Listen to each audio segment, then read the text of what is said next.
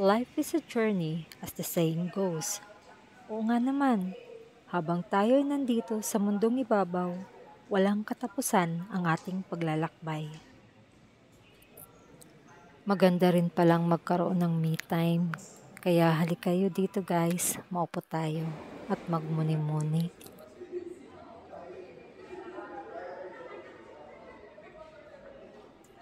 Sa oras na ito na nakaupo ako dito, ay di ko maiwasang mapatingin sa mga taong dumaraan at napapaisip ako na sa tinatahak nating daan ay marami tayong taong nakakasalubong o nakakasalamuha.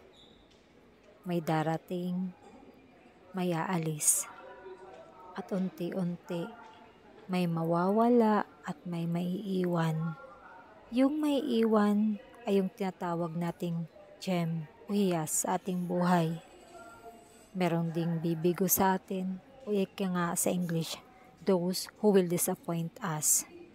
Merong mga taong mangangako pero di nila ito tutuparin. At dahil nga dito sa mga naranasan nating pait, hapdi, sakit at kasiyahan, mabubuo ang ating pagkatao. Dahil ang buhay ay walang katapusang proseso ng paglago, pagbabago at pagtuklas. Sa madaling salita, hinuhubog tayo ng mga naranasan natin sa buhay. Kung ano man tayo ngayon o sino man tayo ngayon, ito ang produkto ng ating pinagdaanan sa ating buhay.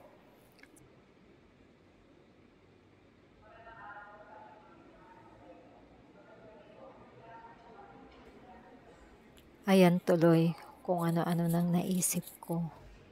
Nakadramahan. Halik kayo guys. Tumayo na tayo at mag-ikot-ikot muna maghanap ng mapait na kape.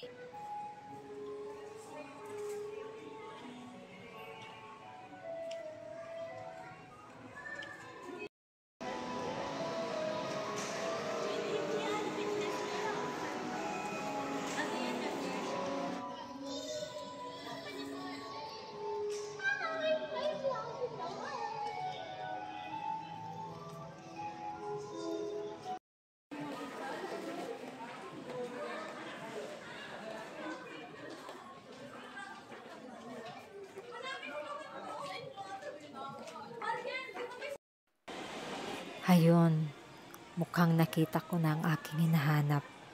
Dito ko na yata makikita ang mapait na kape.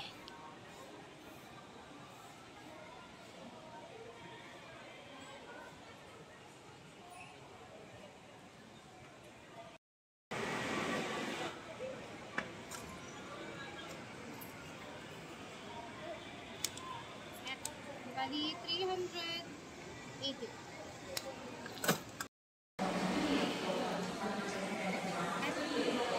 Thank you po. Thank you.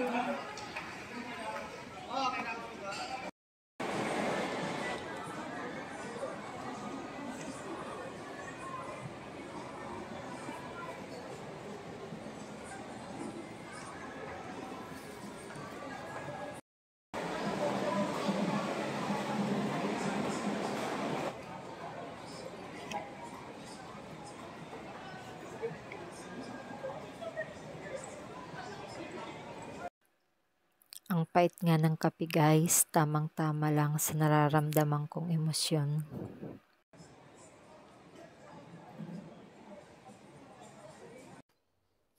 Pero alam nyo guys, habang nalalasahan ko ang pait ng kape, na-realize ko, okay lang pala na maranasan natin ang ganun sa buhay natin dahil dun tayo titibay.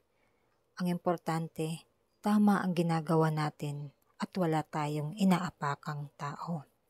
At isa pa, meron naman tayong mga taong malalapit sa atin na umuunawa sa atin.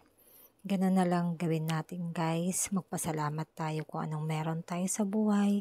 Palagi tayong magpasalamat sa Diyos kung ano ang binigay niya sa atin.